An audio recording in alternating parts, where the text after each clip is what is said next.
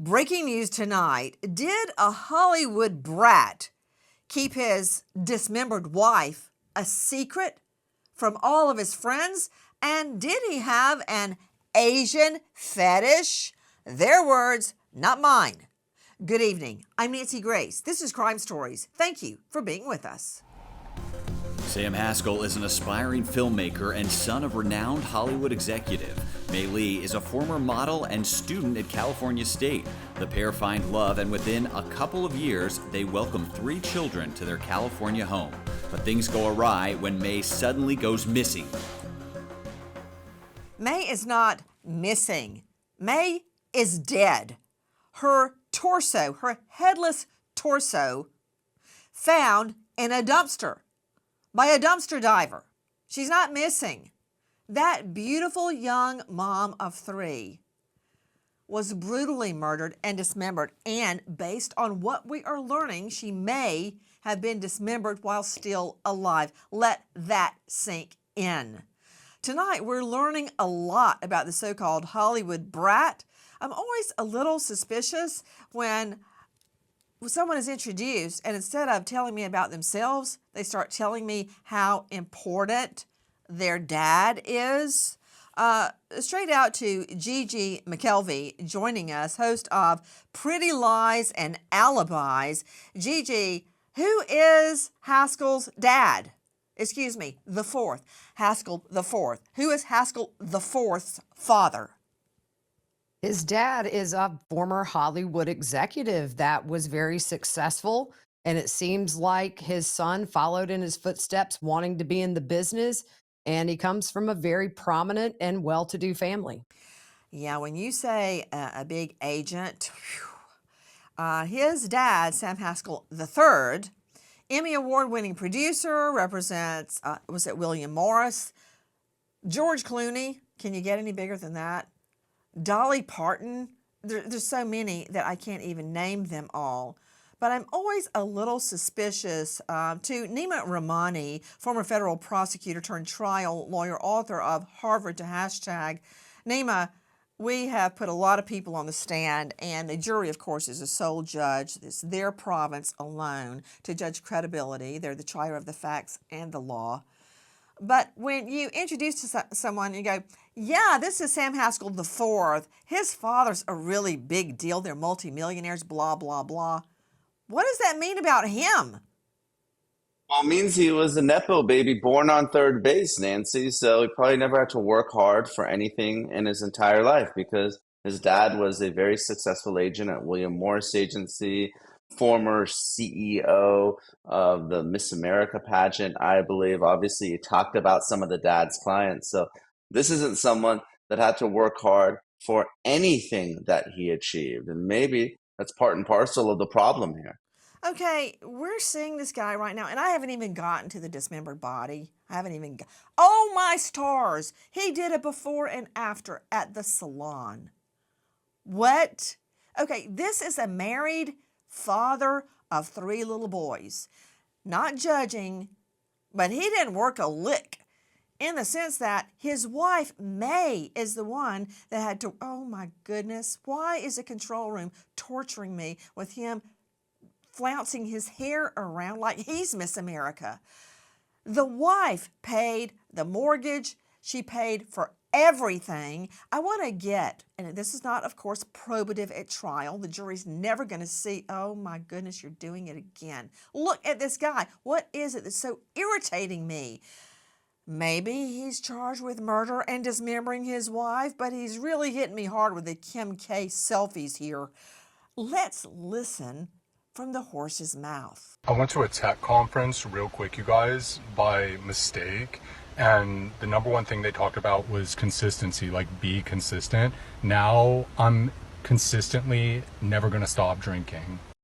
Okay, be consistent. I'm never going to stop drinking. Here is a grown man with 3 children. I mistakenly went to a tech conference. Why isn't he out working? Okay, let's watch more. So epic. It's like an epic vampire move. Like pull up in an Escalade outside Paul Wesley's crib. Kids are like, Dad, where's mom going? What's mom doing? And she's like, oh, she's just going to go chill with Brad Pitt. She's gonna go chill with Brad Pitt for a while, maybe go to a concert. She's not chilling with anybody. She was dismembered. We don't even have all of her body. And her parents, who moved from another country to come and help May since she was working so hard to support Haskell IV, they're missing. We don't even know where their bodies are. Now, that's from Sam Haskell's very own official social media pages. Let's just look at a little bit more. If you see me typing really fast, like looking really productive on my laptop, just like typing, chances are I'm just typing random letters and numbers. You know what? I would have to call my husband's mother and report that he's not really working. He's just sitting at Starbucks typing random numbers. Did you hear what he just said?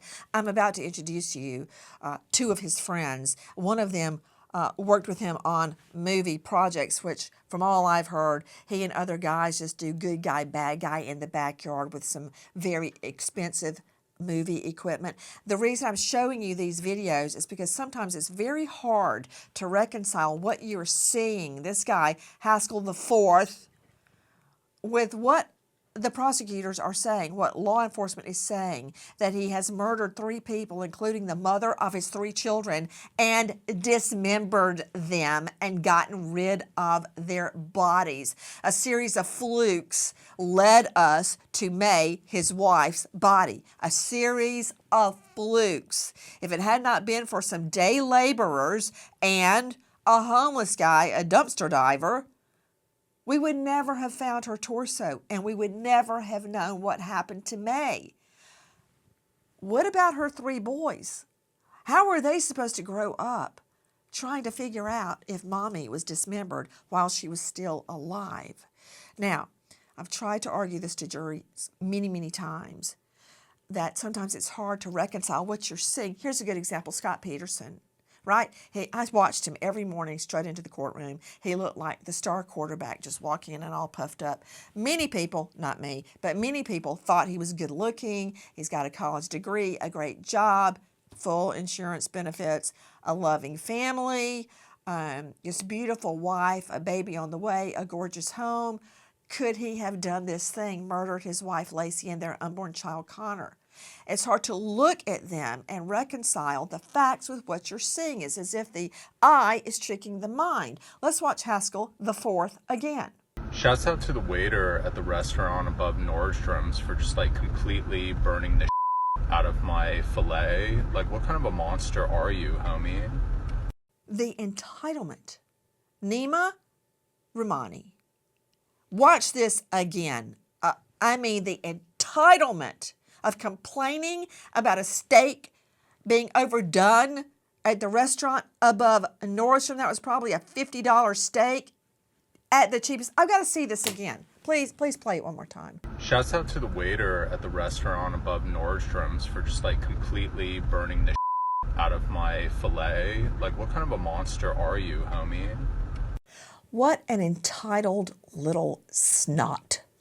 That is from Sam Haskell's very own official social media page. Nima, remember what you just said about Nepo Baby? Explain. Nepo baby is someone who rides their parents' coattails. And when I said this guy hasn't worked a day in his life, the jury is going to see that and they are going to absolutely hate him. This is no Scott Peterson or Luigi Mangione. This is someone that is going to come across as unlikable. I don't know how the lawyers tasked with defending him are going to have any chance at this case, but just look at him. Look at his own words. He is absolutely vile, disgusting, what's coming out of his mouth. And I think this is going to be a quick conviction, Nancy. Back to what we know of the facts. Listen. The headless torso of a female was found in a trash dumpster in Encino, California by a homeless man just after 6 a.m. on November 8, 2023. The torso was identified the following month as 37-year-old Maylee Haskell. And now, 4 months later, the autopsy report has been released. According to the autopsy report, her cause of death has been deferred. But given the circumstances of the case, which includes the deliberate concealment of the body by dismemberment and disposal, the manner of death is homicidal violence. In one moment, I'm going to an esteemed medical examiner, Dr. Kendall Crowns, regarding the issue, was she dismembered while alive? And how, on God's green earth, do they know that? I think I know the answer, but I'm not sure. I want to go now to another special guest joining us. It's Tremain Hayhoe, joining us out of L.A., longtime friend of Sam Haskell IV, actor, director, producer, writer, and you can find him on YouTube at Hayhoe Studios, Hayhoe Studios. Tremain, thank you for being with us. Curious, what was your reaction when you learned Sam Haskell IV, I refer to him as the Fourth, is under suspicion for triple murder, specifically the murder and dismemberment of 3 people? Thank you so much for having me here, Nancy. But it was horrific. I mean, when I heard about it, it was shock. It was someone that I had worked with and known for 5 years. And this is someone who, at a period of time, I was very close friends with. And I just would like to clear the air with Nima and the impression of him. When I worked with him, I was AC. I was assistant camera on a lot of his shoots. He owned a red Epic Dragon, and yes, he had a huge leg Ooh, up. whoa. That Isn't that he had $200,000 piece of camera equipment? somewhere around there. Yeah, 100 to 200,000, and Gee, I he was wonder able who to. bought that for him, his wife or his daddy? Well, he was able to finance a lot of things, and he was actually really smart with his money. And I can attest that he made good money once with that camera. He would make a couple grand, two, Wait, could three you grand a put day. Tremaine up? You know what, Tremaine Hayhoe? I like Yes. you. I know you're not Thank charged you. with murder here, Yeah, but thank you. you just poured gas on the flame for me. You're saying he made good money by renting out that camera or using that camera on sets, such as even a James Bond movie, that camera, that equipment was used because it's so refined and expensive. But you're telling me he made good money, then why was May working like a slave and paying the mortgage? I can't attest of how it went after. So this might be a huge shock to you. Me and him had a falling out around 2016. So he kind of had a reputation of kind of being really nice to people, but then he might blow up on people on set. And I kind of always wondered if he would ever do that to me. And eventually he did. And I kind of had to Over keep him. what? I'm curious. I forget what it was. It was something trivial over a film shoot, film project. I mean, he could. I forget exactly what it was, but um, it wasn't that huge of a thing, and he just really exploded on me. And I have relatives that have mental illness that I kind of have to keep keep a distance from, just from learning. You know, they. But wait a minute, you're Snap. telling me, Tremaine Hayhoe, before you jump up and give me a mental defect defense, you told me you worked with him for many, many years and there was never an outburst. Isn't that true? That is no. There were outbursts. He would go off on people, but getting mad at people on set over things, over trivial things, but nothing violent. It was But never you anything continued violent. to work with him, did you not? I did, because it was always more of him talking trash about the costume lady, or I never could tell whether if he was serious or not. And also, to clear the air, he's completely joking. I think there's in all of his TikToks, that's his form of sense of humor. It might not seem like that. It might not seem funny to you, but we made a YouTube No, it video. doesn't. We made a short Because, YouTube. as you know, as being a writer, a producer, director, actor, many a true word is spoken in jest.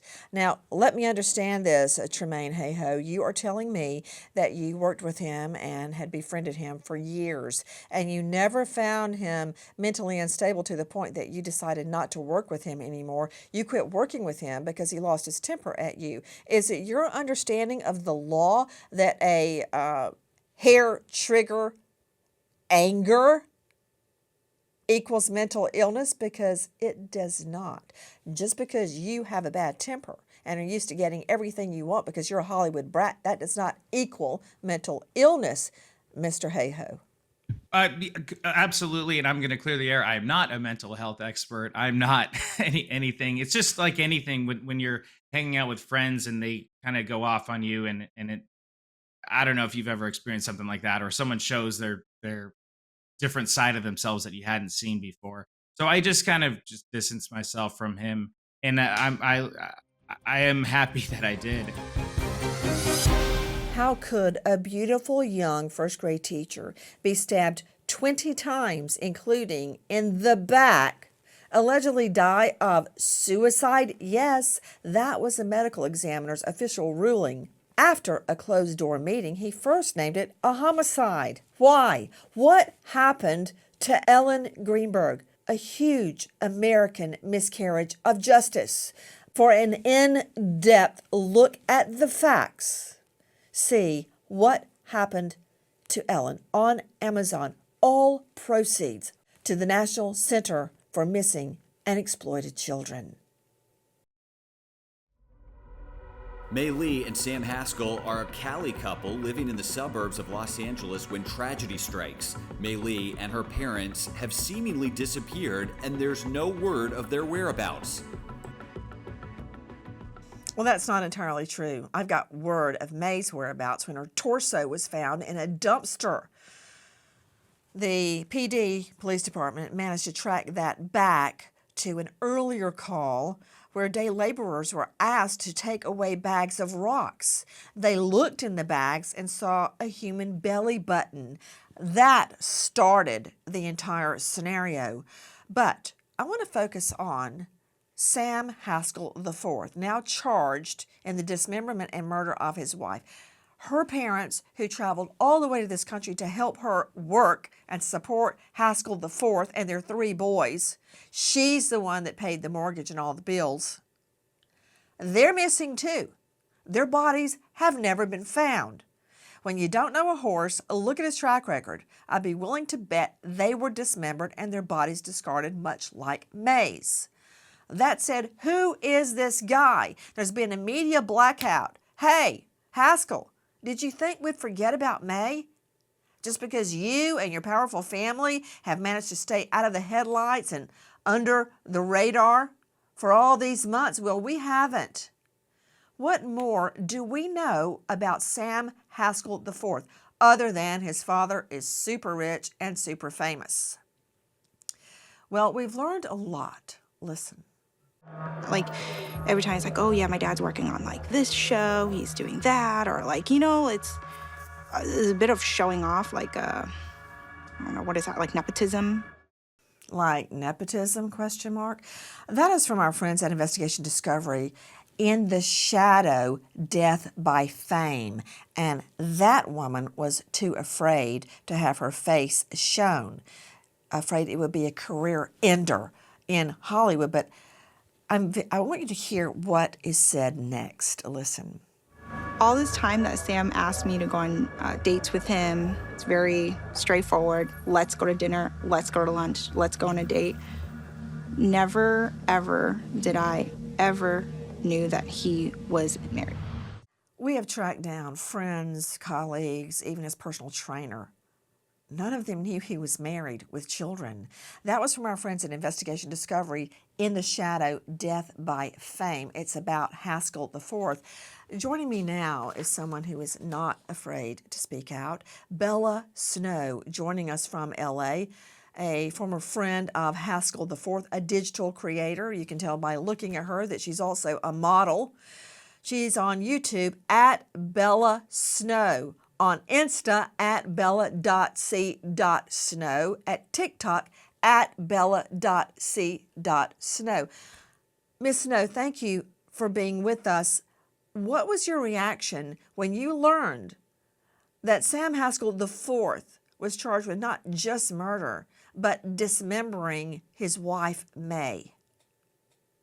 When I find out, I was totally shocked because Sam is somebody that I know for like a very long time, almost 10 years. Back when I was just 19, just moved to LA, being in fashion school, and we both work in fashion together. And when I find out the news, like, is that the Sam I really knew? Because Sam was the nicest person to me ever.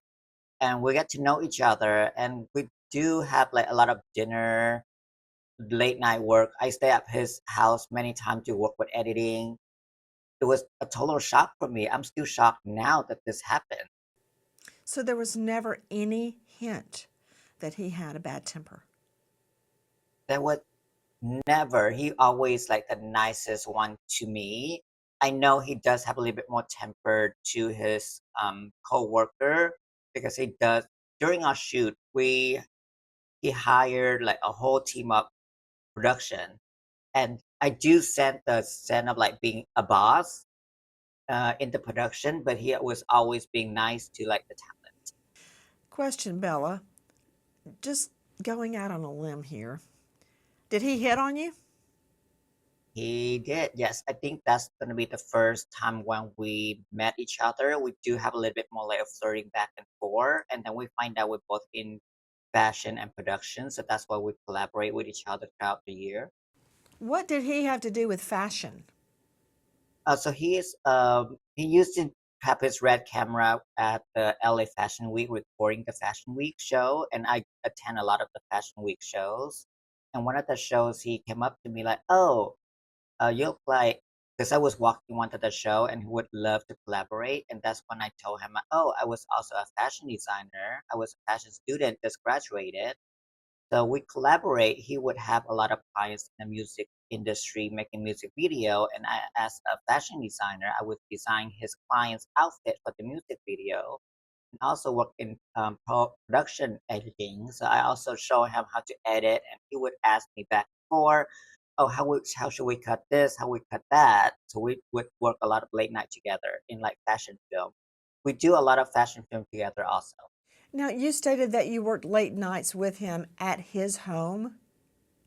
Yes, I did. I did spend a few nights over. We do have a lot of late night dinner. We spend a lot of time together editing on the computer, because the red camera does take a whole day to practically process for us to editing. So we do spend a lot of time together. Yet, even though you were in the home with his wife and children, he still hit on you? Yes, because I did not know during the time that we were together that he was married. His dad does have a home here in LA, and that's where we normally do our filming and editing. I have no idea he was married with May, because that's the only home he lived in. I spent many nights, and there was nobody else ever there. So I would never know that he was So he married. had another home. Yes. So if this is his dad growing up childhood home, he would all have his pool, his tree house, and he showed, "Oh, that's the tree house I was growing up and playing out. Outside, there's also like a dollhouse in the back, basketball court, and everything. And that's where he lived. And I was spending in his room and everything, and nobody else lived there but him." Please join us on our mission to find missing people, especially children, to solve unsolved homicides. If you're on the go, catch us on your favorite podcast app, where you can get all of our content, where we, in our own way, seek justice. Just before 4 p.m. on Tuesday, November 7th, Sam Haskell IV hires a couple of day laborers for $500 to take 3 bags of rocks to the dump. The men open a bag. Seeing a belly button, the men return the bags and the money to Haskell, who claims they saw Halloween props. The workers go to the police, but end up having to call 911 from the parking lot. By the time cops get to Haskell's, Haskell is gone, and so are the bags. Halloween props. Gigi McKelvey joining me, host of Pretty Lies and Alibis podcast. Gigi, again, thank you for being with us. Wait, so he hires day laborers. Are people pawns to this guy? He thinks they're not going to look in the bag? Didn't they say that he told them that they were carrying rocks, but it felt squishy, and they looked in and see a human belly button? That's exactly what happened. He threw $500 at these 4 men and had them come to the house and said, "I need you to haul off these bag of rocks." Felt squishy. They look inside, and to their horror, they see human remains.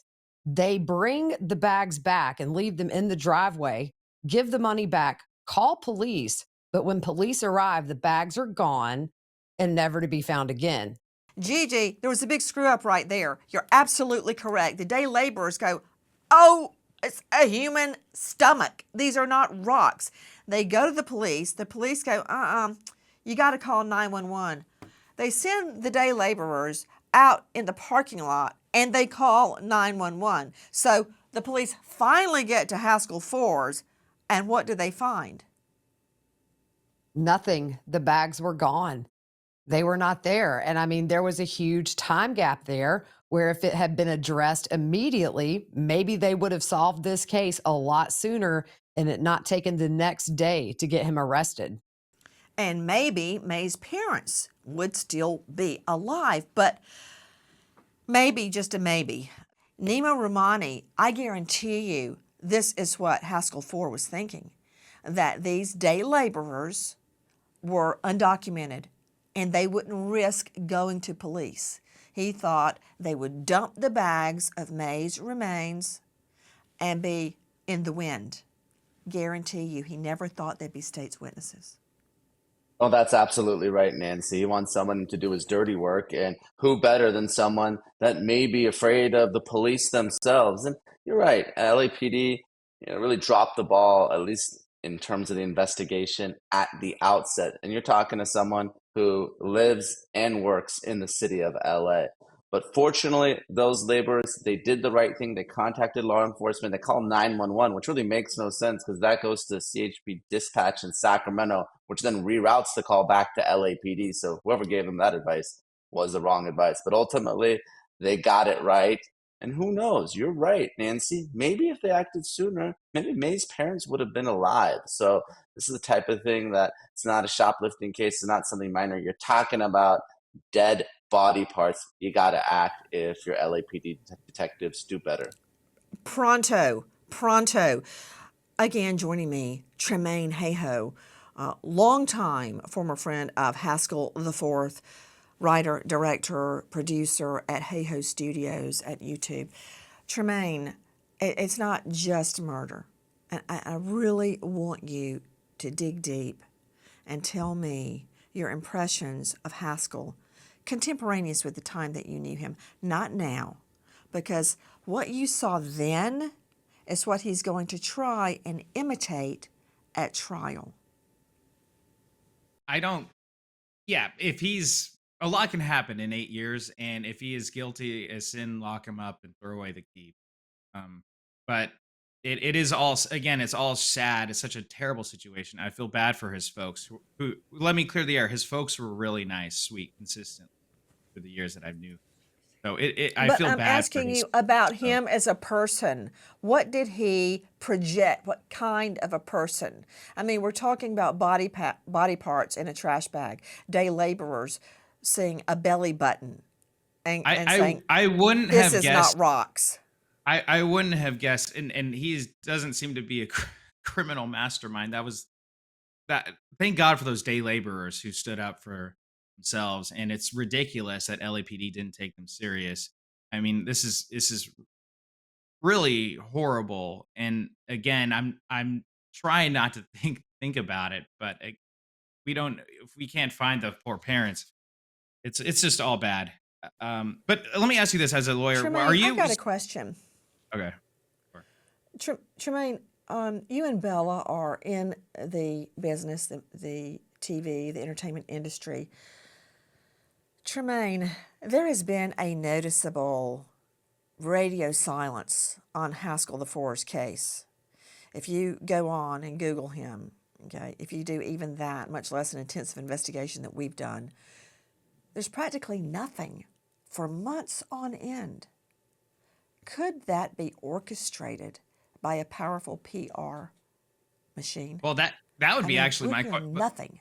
That would actually be my question to you as an attorney. What happens if there's a radio silence? If you're not hearing about the case, what does that mean exactly?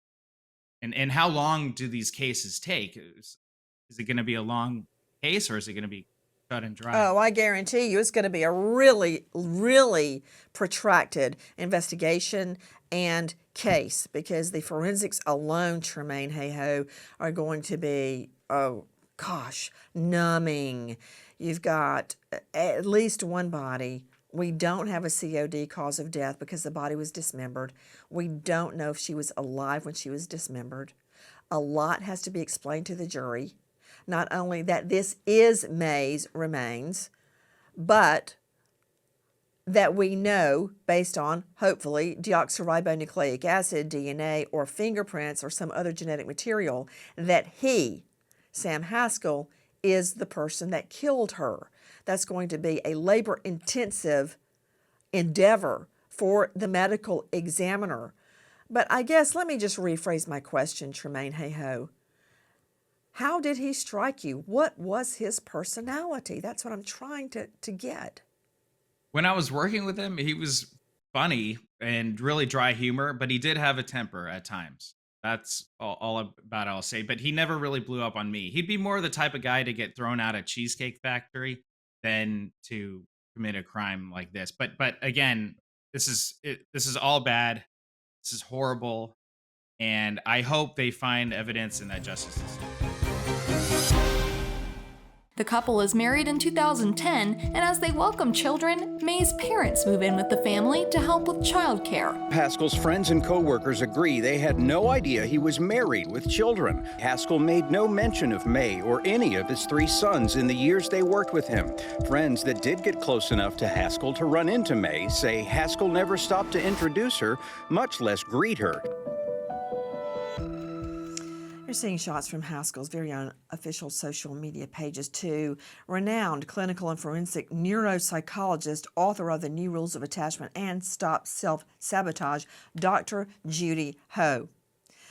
Dr. Judy, thank you for being with us. What does this mean? I mean, when I look at the gorgeous Bella Snow, and I think about all the times Haskell IV was with her, never mentioned his wife and children, hit on her, and now we know he had, according to others, their words, not mine, an Asian fetish. How does that play into the alleged murder of his wife, who is Asian, May? Well, Nancy, there was definitely a pattern here. There were other people who reported that. They never knew about his family, that he was married, didn't know who May was, even if they did see her in passing or even when they stopped in their house. And it's interesting that he does have this focus on a specific physical type. There's certain beliefs sometimes that people may hold if they truly have what is termed an Asian fetish about Asian women, perhaps traditionally being more submissive. And some people are more attracted to that as a value. There are other reasons too, of course, Nancy. But I think what we know is that this person is clearly two-sided. We're hearing reports that he has a temper issue. We've seen reports in the news that May's past friends have said that she's been thinking of leaving him, but she can't because she's afraid that perhaps there will be repercussions because he comes from such a powerful family and she doesn't want to lose custody of her sons.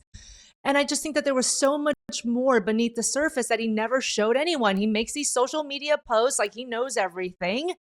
And yet, in his family life, what kind of father was he? What kind of husband was he? Did he actually threaten May that she can't leave him because he might try to take full custody of the children? There's so much that we don't know.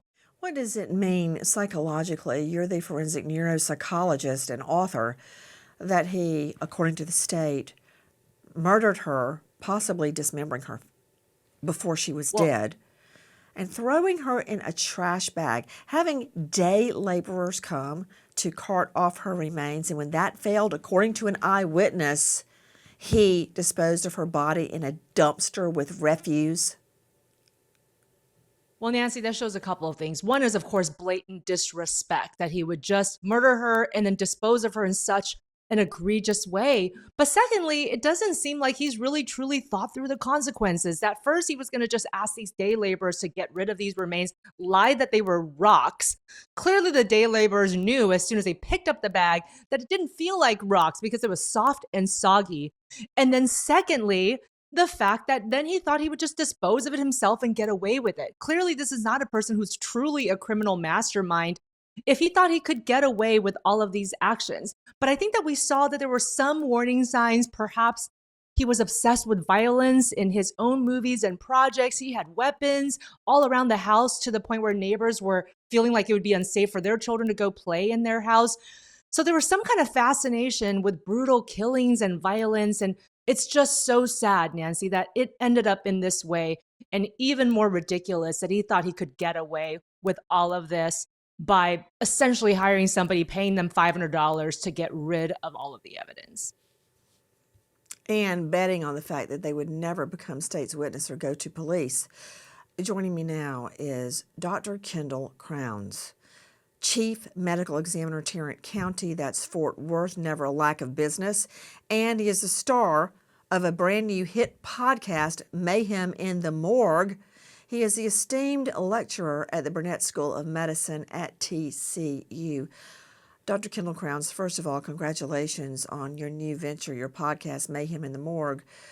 Dr. Kendall Crowns, how could there be confusion on the part of the medical examiner that they cannot tell the COD, cause of death, and we don't know whether May was dismembered while still alive?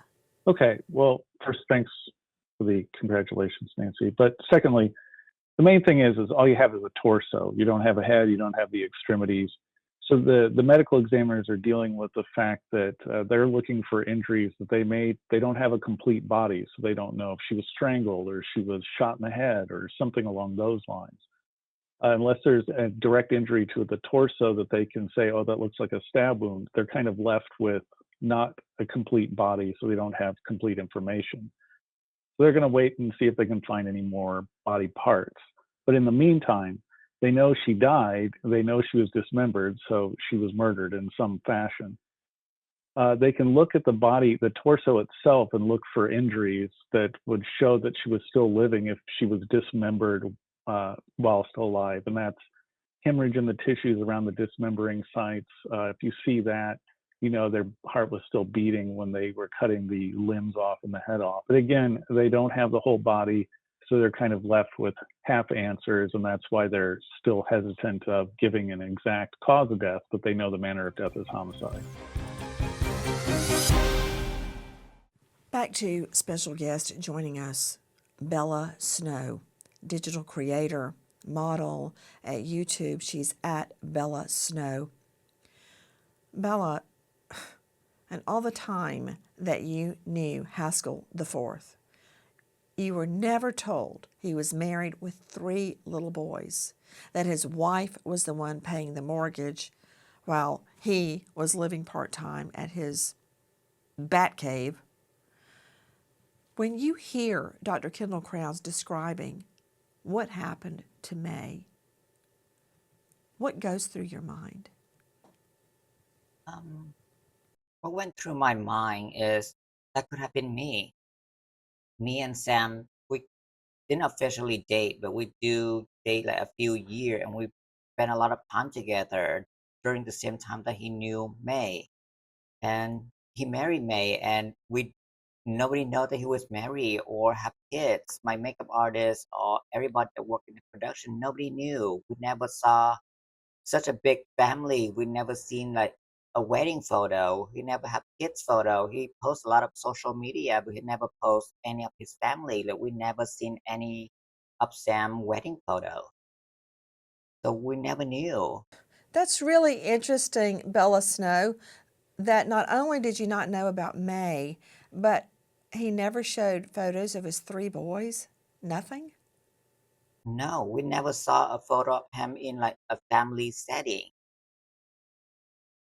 I remember he showed me photo of May, but he showed me a photo of May because he does have a lot of different female girls in his project, and he would ask me about what my opinion is during his casting, and like, oh, what do you think about this girl? And like, oh, she's pretty, and he just mentioned, oh, she's just a model, until now that I find out that May was actually his wife.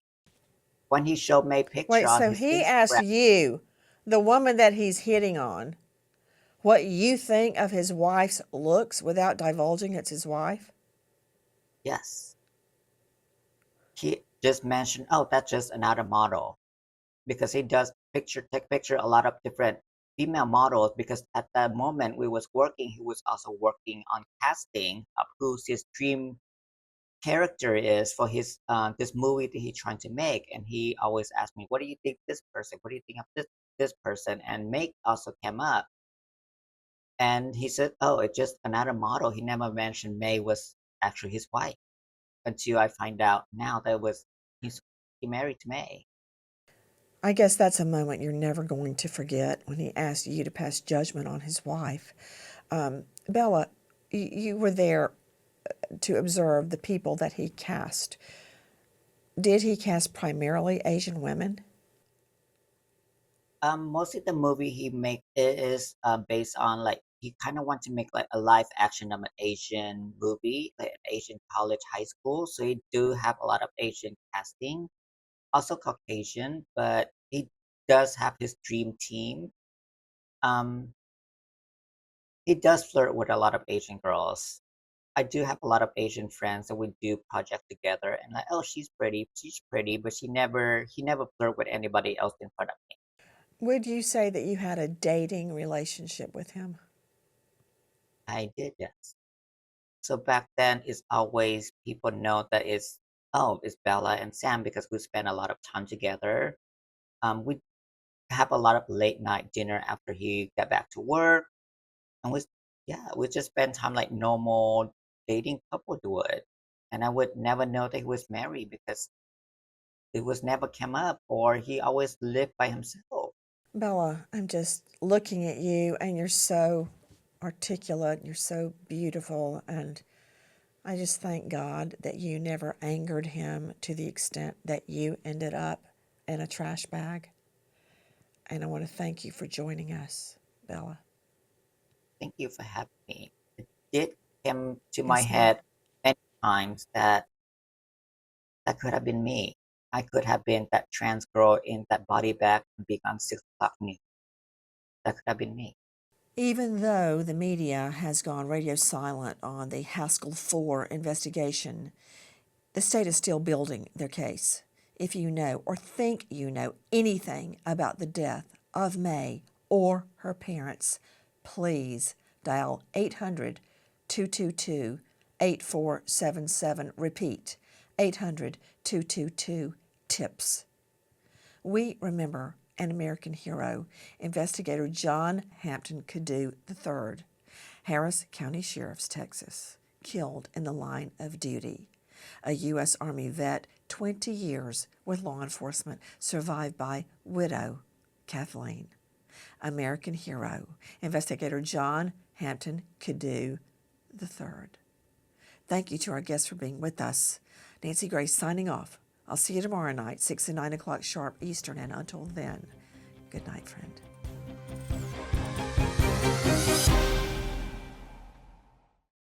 Please join us on our mission to find missing people, especially children, to solve unsolved homicides. If you're on the go, catch us on your favorite podcast app, where you can get all of our content, where we, in our own way, seek justice.